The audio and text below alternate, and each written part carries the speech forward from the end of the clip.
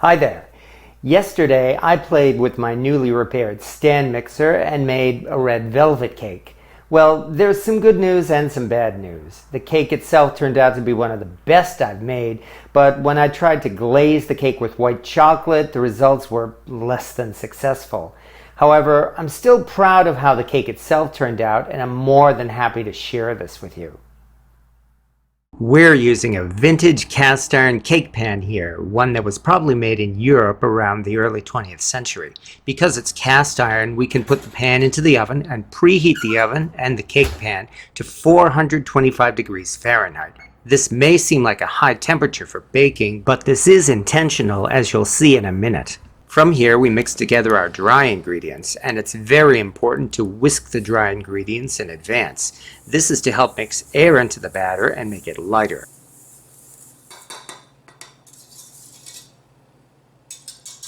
Now we set up the mixer and start adding in the wet ingredients, including 3 eggs, buttermilk, and hot coffee to give it a rich flavor. Don't worry, you won't taste the coffee in the finished cake. And then some vegetable oil. And the secret ingredient to this cake is a little bit of balsamic vinegar. And then some vanilla extract. And finally, we add a generous amount of red food coloring. In fact, I don't think I was generous enough with this. Then we increase the mixing speed for about a minute.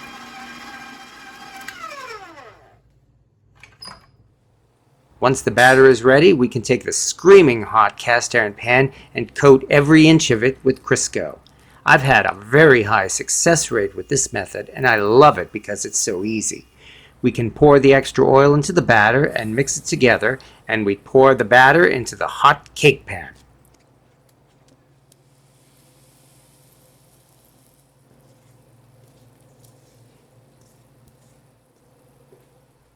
And now the cake goes into the oven to bake, and as soon as it's in, we turn the oven temperature down to 350 degrees.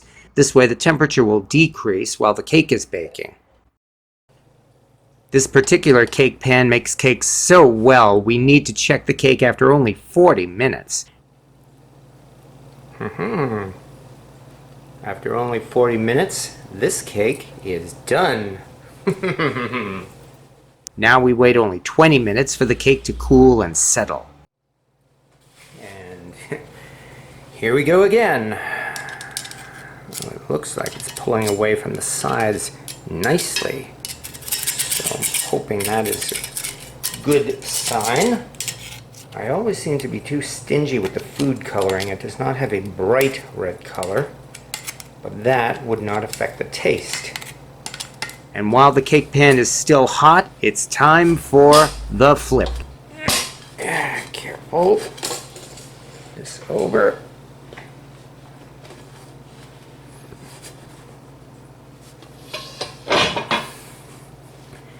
And 1, 2, 3. Haha.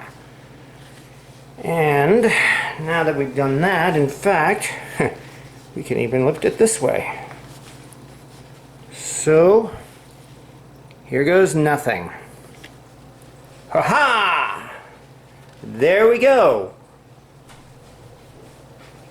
That may even be the easiest cake I've ever flipped. Nice.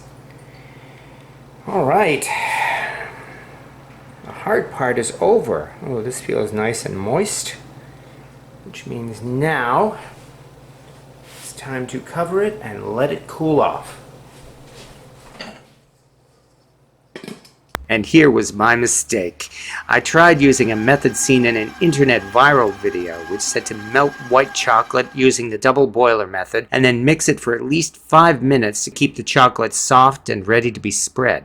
And while it did stay soft, it wasn't really soft enough to pour over the cake the way I wanted it to. Still, I know no one will complain about the taste of this cake. At least I'm not entering it into a baking contest. After letting the cake cool in the refrigerator, the time has come at last. And now we can serve our red velvet cake. I love how this cake was moist, with the distinctive flavor of a red velvet cake that makes it one of a kind.